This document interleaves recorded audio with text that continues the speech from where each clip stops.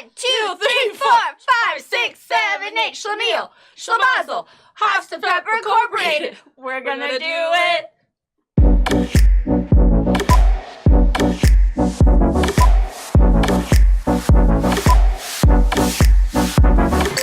Hello, friends, and welcome to Tori Talks TV. I'm Tori. And I'm Dr. S. And this is episode 13 of our show about shows. Lucky number 13. Yes. Right? Festive edition. Yeah, exactly. And by the way, I just like to introduce our friend here, our guest appearance by Nutty, the Nutcracker. Happy holidays, everybody. Hi, Nutty. Welcome. All right, Nutty, let's start off with our first segment called TV Tidbits. Okay. Okay, Dr. S, I'm going to go first. Go first. All right, my TV tidbit is about a possible 90210 reboot. Beverly Hills 90210! Oh my god! I don't know if that sounds right, but I hear it. I heard it too. Okay, so apparently there was like a sighting. Okay, at the Coffee Bean and Tea Leaf, and it was Jenny Garth, Tori Spelling, Brian Austin Green, Jason Priestley, and Ian Ziering. Nice. And they were all like hanging out, and you know, you think, wait, what are you guys all doing there? Possibly maybe a reboot of 90210, obviously, right? I think it has to be. Okay, what else we could it can be? only hope. Okay, right. So this idea is being pitched to broadcast and streaming networks, and apparently, like, multiple buyers are invested. Like, we'll see. Okay. We'll see. Okay. And I did hear that Gabrielle Garteris, Andrea Zuckerman. Andrea Zuckerman Yes. is on Test board. Me. I know them all. You nailed that. Yeah. And we didn't see Shannon Doherty or Luke Perry. Doesn't mean that they're not going to be there. It just means that they weren't at that initial meeting. That meeting. Yeah, exactly. Luke Perry's busy on Riverdale, so he's probably like, just tell me the dates. Oh, Yeah. That's what it is. Shannon obviously. Doherty, though, may hold out. Shannon Doherty has been through a lot. She just fought breast cancer, so can we just give her... Did. Oh my gosh, did she ever? And she was so Okay. candid about it, so Okay. they have excuses. Well, they have reasons. I love everyone on that show. Everybody, fingers crossed, pray, Oh my God. Christmas miracle that the Beverly Hills 90210 reboot will happen. And that is my TV tidbit. Oh my gosh. I love Okay. that. That was Yeah. like a Christmas gift to me. I know. Thank you. Oh, Merry Christmas. Oh, thank you.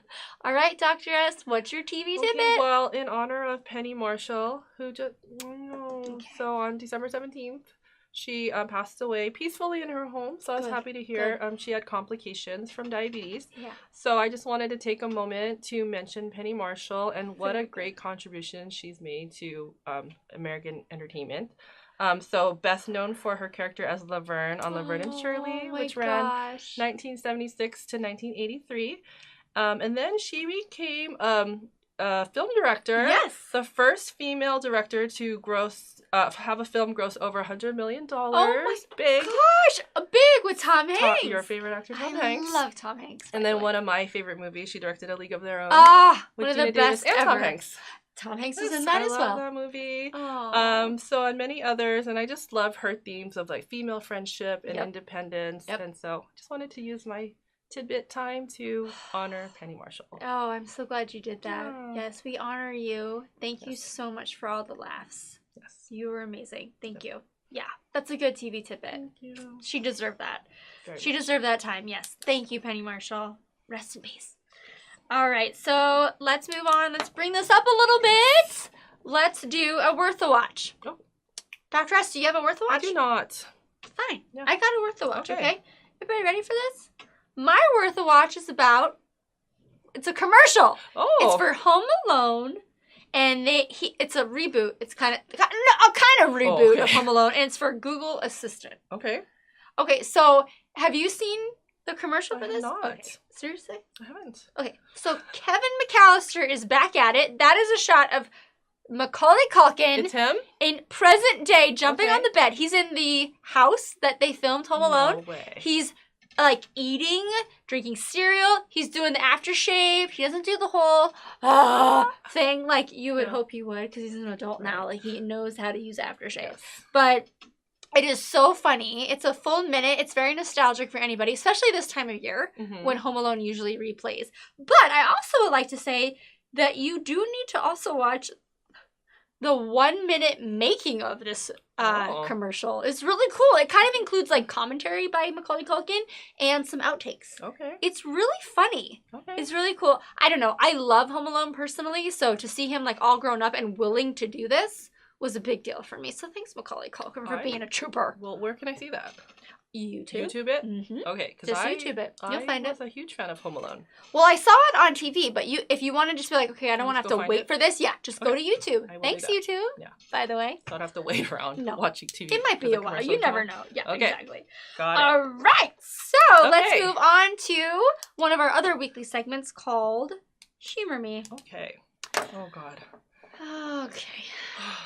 So are we ready to do this? I guess so. Dr. S, are you going first? Oh. I think you are going Whatever first. You say, lady. Yeah, Dr. S, I'm going to make you go first. So you have 60 seconds to talk to me about, well, whatever you want to. Do we have a timer ready? Okay, let's wait for this. So everybody, Humor Me is about 60 seconds. Just gonna let you guys know, since someone's not ready with the timer, that I actually have a different Humor Me today. Riverdale. You changed it up a little bit. Taking a little break from Riverdale because they're taking a break from me. Okay, Dr. S. Let's do this. All right, Dr. S, your Humor Me starts now. Ready? Go! Okay, so I am going to take my 60 seconds to talk about The Good Place, a show recommended by Tori for a worth the watch. So I've been watching it and totally worth it. So I just wanted to take my time and talk about the ways in which you earn points in The Good Place. Because I think they're hilarious. Mm-hmm. So, brought your own grocery bags to the store. You earn 1,980.43 points. When you ignored a text message during an in-person conversation, you earned 1,094.07 points. Never discussed veganism unprompted. You earn 9,885.55 points. Humorously, to contrast that, when you eat vegan, you only earn 432 points. Oh. So way more points to not talk about it than to actually be vegan. I love this show. More. Hug a sad friend, you only get 4.98 points to hug a friend. To stiff a waitress, you lose 6.83 points. Dr. S, stop! I stopped. I saw. That was really good. I am so happy that you talked about The Good Place. Such a good show. They put them all on the screen, but you can't read them. So I'm going to read them to you people until Riverdale comes back. That's right. That was really good. Thank you. Small. No, that is a show worth mentioning. You're welcome. And I don't even need to humor you. We can talk about this. I love this show. It's so funny. Mm-hmm. It's a very good show. But if you would please humor me for 60 seconds, I'm going to talk about my usual Teen Mom OG. Ready? 60 seconds on the clock. Here we go. Okay. So, let's first talk about Teen Mom Cheyenne. Not really a teen mom. Anyway, she met up with her baby daddy, Corey. He brought her a bouquet of flowers, one for her and one for their baby, Ryder. Super cute. So, Cheyenne wants to be with him, but it turns out that he's like, oh, I'm not ready for that yet. But what happens? They end up hooking up. So, what do you think that means? I don't know, Corey. You're not fooling anybody. I know you want to be with Cheyenne. Anyway, Amber. So Amber's been reading some very negative comments from the fans of the show on social media, and she's already suffering from postpartum depression. So it was a really sad moment when she revealed that after her husband and her son went to sleep, she thought about killing herself. Legit killing herself. So another one of the teen moms, Caitlin, plans a trip to visit her because she had her own experience with postpartum depression.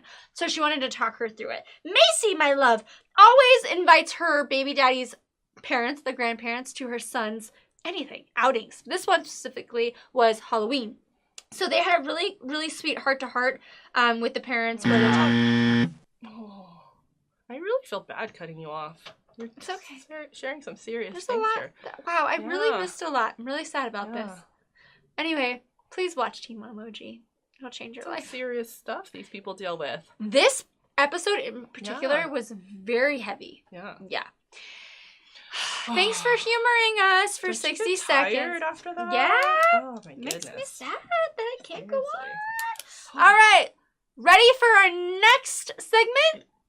This one is a sour gripe. Okay. So our sour gripes segment is where, we get a little bit sour. We get to, if I may, air our grievances. Yes.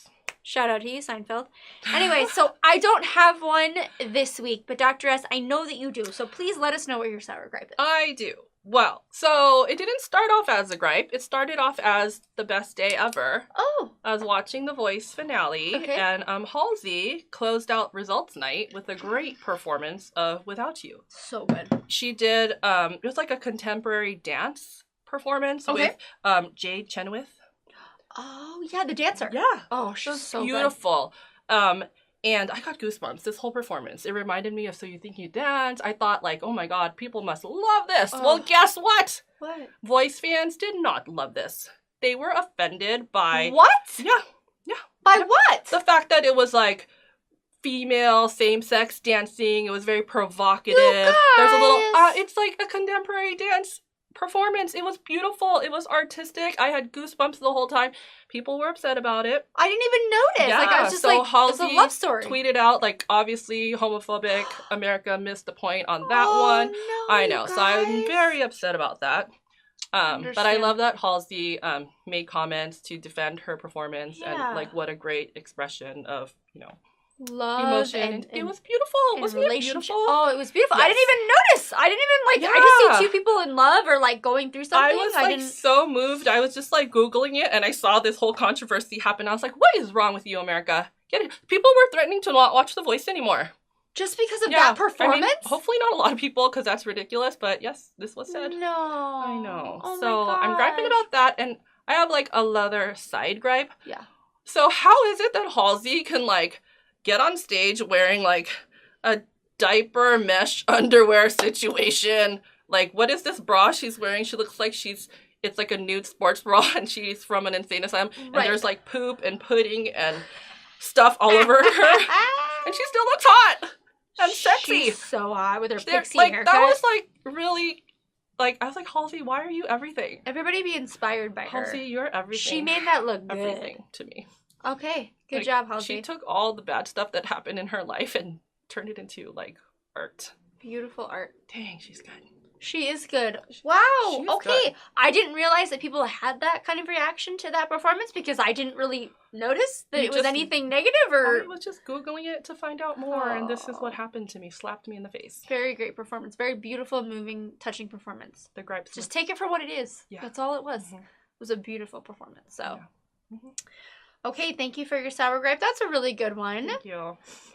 So we are now going to move on to our most exciting, favorite segment called Fab Five. Okay. That might have been The Price is Right. That's all right. Oh, That's Family Feud? Or Family Feud. Whatever. Okay, who's going first? Is it me? Oh, I don't know. Sure. Director Jason. Sure. I get a good. I got a thumbs up. I am going first. So this Fab Five is our top 5 favorite TV Christmas specials. Yes. Oh, it's perfect for this time of year, right, Nettie? Isn't it? He said yes. Yes. Okay. All right. So my number 5 is The Christmas Story, A Christmas Story Marathon. All right. So this is very obvious. Everybody knows this very well. It will air for 24 hours on TBS. And I mean, do you know this movie? Fragile. Fragile. The leg lamp. You'll shoot your eye out. You'll shoot your eye out. Everybody knows this. He gets his tongue stuck on the pole. Like, everybody knows this movie. But what I think is awesome is that every single year you see it, you know it's going to be there. It's just kind of always on in the background while you're opening presents or whatever you're doing. TV wallpaper. Yes, well said, Dr. S. That's exactly what it is. But if I don't have it, I don't feel right. I don't feel complete. The holiday is not complete without Ralphie. It's as if your Wi-Fi was down. No, don't even say it. But you're right, exactly. So that is why you deserve my number 5 for TV specials, because that's special to me. It's a marathon. Yes, exactly. All right, Dr. S. What's your number 5? So mine is, I don't know if you know about this, but it's called An Elf Story. Okay. So is it different from Elf? Yes. Okay, go. It is a CBS TV movie that debuted in 2016 based on Elf on the Shelf. You know Elf on the Shelf, right? I do. Yeah, so this is a little 26-minute movie, and it's a new tradition. And it's adorable, and it's fun for everyone. Short little movie, and it kind of like tells the story of a family. I think their elf's name is Buddy. Oh, yeah, how and sweet. just like how Buddy's in their family and how stuff. the elf on the shelf like reports back to Santa, lets him know if the kids are being just good. Just a little story about that. I mean, some people were like, "Oh, it's just a marketing scheme." Well, guess what? All TV is commercial TV. People keep it real, Dr. S. Yeah. Keep it real. They've been selling us to the companies forever, so get over it. They're selling elves. It's no big deal. I really want to see that. It's really cute. Yeah, I've never heard of that. It. Okay, I like that. If there are kids in your life, watch it with them.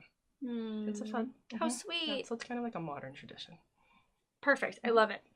All right, so let's go on to number 4. So my number 4 is Santa Claus is Coming to Town. It's a little older, but you know what's really cool is that this TV special movie, it kind of talks about like the history of Santa Claus. So do you know that Santa Claus was like this little kid, Chris, and he was like dropped on a doorstep of the Kringles, which are like toy makers. Yeah. So he like is raised by these toy makers, elves maybe, I don't know.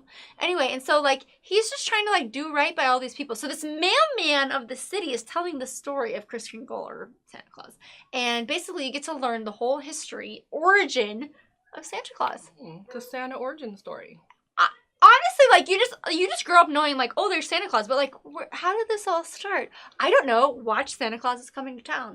It'll change your life. I don't even remember that. I feel like I watched that, but I don't even remember that. I'm gonna you need have to watch rewatch that it. You need to rewatch it because there's like people trying to get in his way, like no toys for children. But no, there's a reason why we have toys for children. There's a reason why this tradition happened.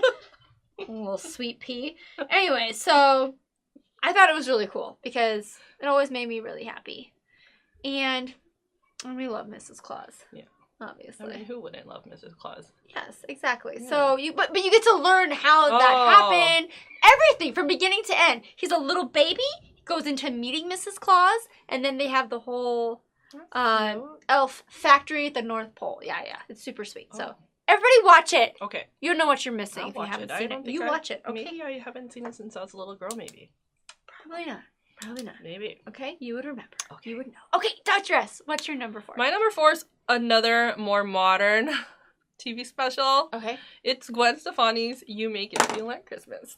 Shut your face. The one she sings with her boyfriend? Yes! So Blake Shelton! Yes. Excuse me. No way. Little under the weather. But it's a TV special. Yes. Last year was the first time, and then they re-aired it this year. So now it's a new tradition. I did see it on the Late Late Show. So if you have not seen this video yet, it is so cute. Watch it on YouTube. There, you get to see Blake Shelton and Gwen Stefani being like sweet and cute and like driving in a car together, and she's like sitting on his lap, and that's one of my new favorite Christmas songs. Yeah, so it's a whole hour-long special though. Is it really? On I think NBC. Yeah, it is on NBC for sure because it like came on after The Voice. That's how I first saw it. And then it came on again this year, and I was like, oh, it's a yearly thing now. Good job, Gwen. New tradition. Very cool. Yes, I like that. I could just look at Gwen Stefani's face She's all day. beautiful. Her lips. She's perfect. I just want to be like, how can I make my classic. lips like your lips? You don't need to. You're fine. You're doing great. Amazing. You already have it. All right, let's move on to number 3. I just don't want to feel bad about myself anymore. All right, number 3. So my number 3 favorite TV Christmas special is the Rockefeller Center tree lighting. Aww. So I actually do watch this every year. Okay. And yes, every year it's going to be a little bit different. They're going to have new like acts and performances and stuff like that. But it usually takes place in like late November in Rockefeller Center, New York, right? So this year in particular, there were performances by Diana Ross, Tony Bennett, John Legend, Brett Eldridge, Martina McBride, Pentatonics, just to name a few. So, did you know that the tree has been a holiday staple in Rockefeller Center every year since 1931? Did not. Well, now you know. But the live broadcast has been happening since 1951. Oh. This has been going on for a while, kids. This is a tradition. Anyway, and then do you know what they do with this huge tree after the holidays? So this year on January 7th, the tree will be donated to Habitat for Humanity. Oh. How about that? Can they make it into a house? Sure. Who knows what they do? But it goes to a good cause. Yes. Actually, let's just hope that that's what happens to it. Yes. Let's go with yes. They must make it into a house. If it's have is have for humanity. That's what they do. Yeah, obviously. It doesn't go to waste. Anyway, that's my number 3. I like that, though. I did not know that. Thank you for telling me that. Thank you for putting it into perspective. Dr. S! Yes. What's your number 3? All right, now I'm kicking it old school. Okay, cool. Do it. My number 3 is Rudolph the Red-Nosed Reindeer. Oh. 1964 stop motion. The OG. Yeah. Okay. That honk, his little nose. Oh. And, like, mom and dad are, like, putting that dirt on his nose because they're like, oh, why did they cover put that the up. dirt on the nose? Because it's red and glowing, and they don't want him to be different. Yeah. They don't want him to be, like, different and picked on. Why would they want that? I know. Yeah. Poor little Rudolph. He was, like, it was like the original bully story. Like, those other reindeer are like, you can't You play. still laugh and call play. him No, names? you red-nosed freak. Yeah. But then guess what? He's What? special. He's different. He guides the sleigh tonight. Oh my For gosh, Santa. he's a big I watched deal. that year after year after year with my brother. Oh, Yes. that's so sweet. I don't know why that whole putting the dirt on the nose really You pissed really me off. remembered that. It really made me mad. I'm like, You don't poor do that. guy. Like, they No. made you cover your nose with dirt. Don't cover up your No. Let your it shining shine. moment. Let it shine. Your Yeah. nose is beautiful. I get that, Dr. S. Yeah. Like, Oh. and then we'll go, heck, and then it'll fall off. Like the light made the dirt fall off his Good. nose. Thank goodness I know, it but did. I have fond memories watching that with my you brother. owned that. Mm-hmm. Well, that's a really good one. But let's go on to number 2. Okay. Because we're like inching to number 1. Number 2 for me is Frosty the Snowman. Okay, so what I really love about this sweet story is that snowman character, obviously. So you remember he like comes to life from like this. So there's like this. Okay, they're at like school, and there's like this really weird, creepy magician guy, and he has like this hat, and he's like terrible at his job, by the way. So this hat kind of like floats away, and then all of a sudden this hat is like magical and makes Frosty the Snowman. So throughout this whole movie, like the magician's trying to get this hat, but Frosty's like just trying to get back to the North Pole before he melts. Anyway, his little friend Karen, human Karen, is like, I'll help you, Frosty. Anyway, so the sweetest moment of the whole thing is at the end when Frosty is trying to risk his life to save his friend Karen. He goes into like this, I don't know, greenhouse, lighthouse. It's very warm in there. You know Frosty's gonna melt, but Karen needs it. She's freezing to death. So he goes in there, he melts into a puddle of nothing. But Santa comes out and he's like, Karen, it's cool. It's cool, man.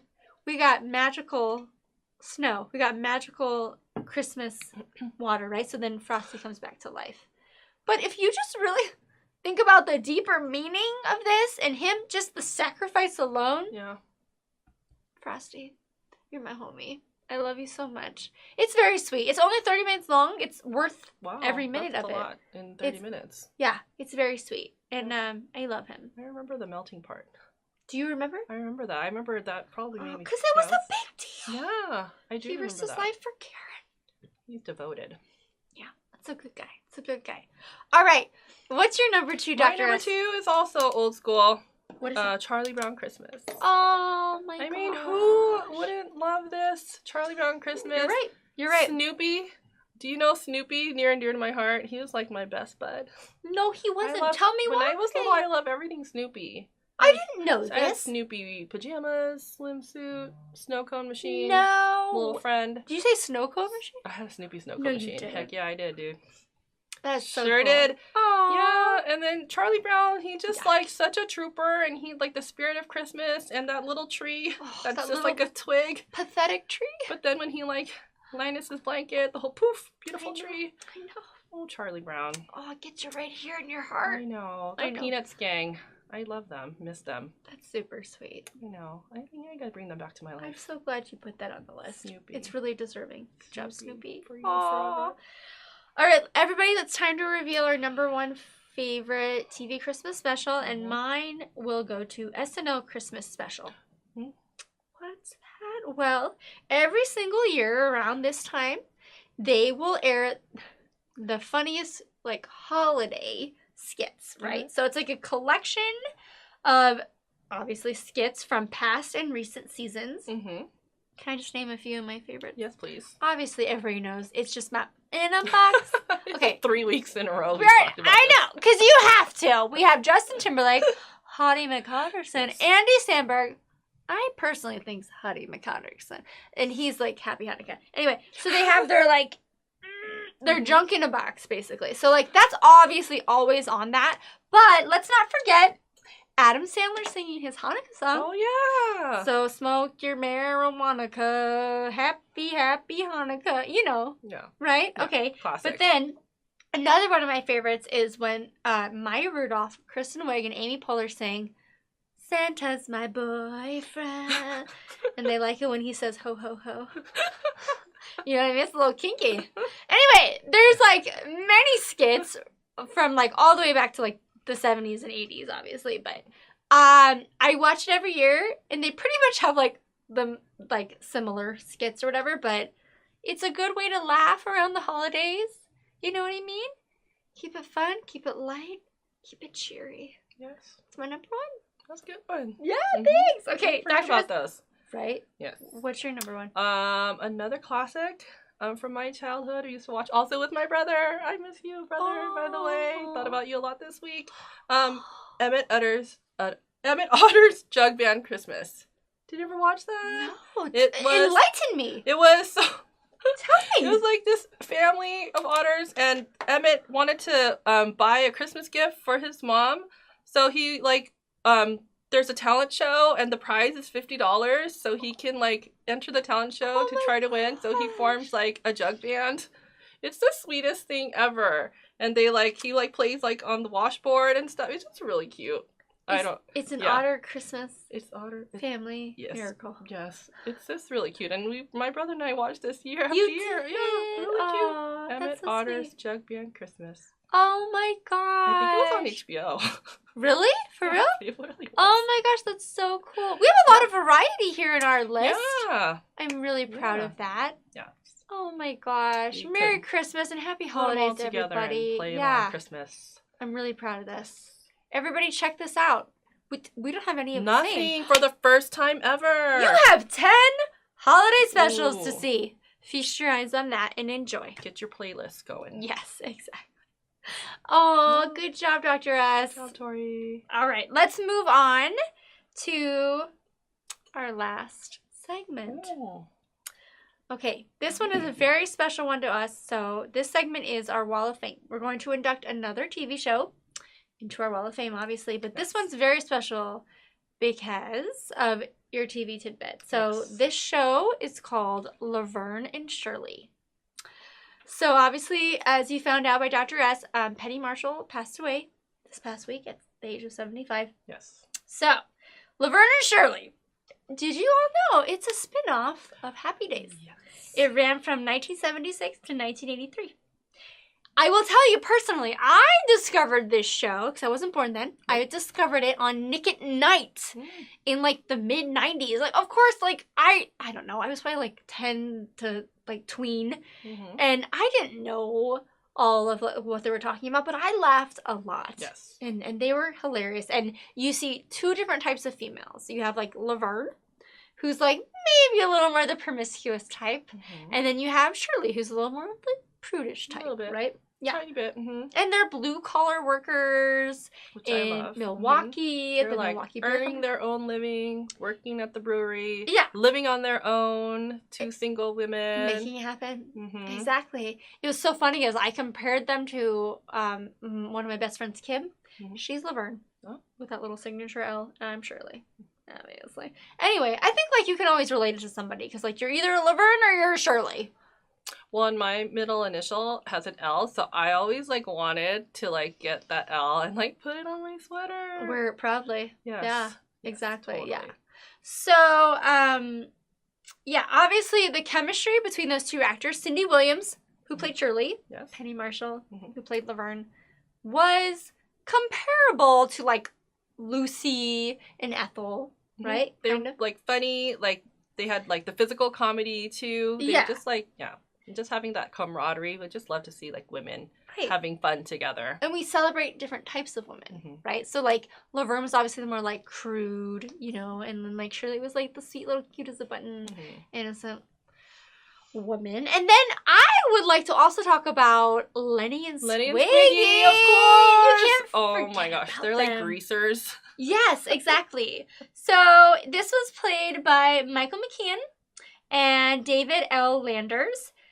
Although the humor was like a little outlandish. It's a little over the top. Right, but it was nonetheless, it like brought it all together. Yes. It made it a very complete show. Yes. So Penny Marshall, we miss you. Cindy Williams, she did speak out about the loss of her friend, Penny Marshall. And she was very gracious about it. So Laverne and Shirley, I can't think of a better time for you to be a part of our Wall of Fame. Yeah. Thank you and welcome. Good one, right? Yes, very good. Yeah. All right, everybody, you have reached the end of Tori Talks TV, episode 13. 13. Nutty, we did it. We did it. Yes, we did it. Look how sparkly he is. Yes. He's beautiful. It's festive. Yes, indeed. Well, Merry Christmas and Happy Holidays, everybody. Yeah. Yes, and we will see you next time on Tori Talks TV. Okay, everybody, happy TV watching. See you next time.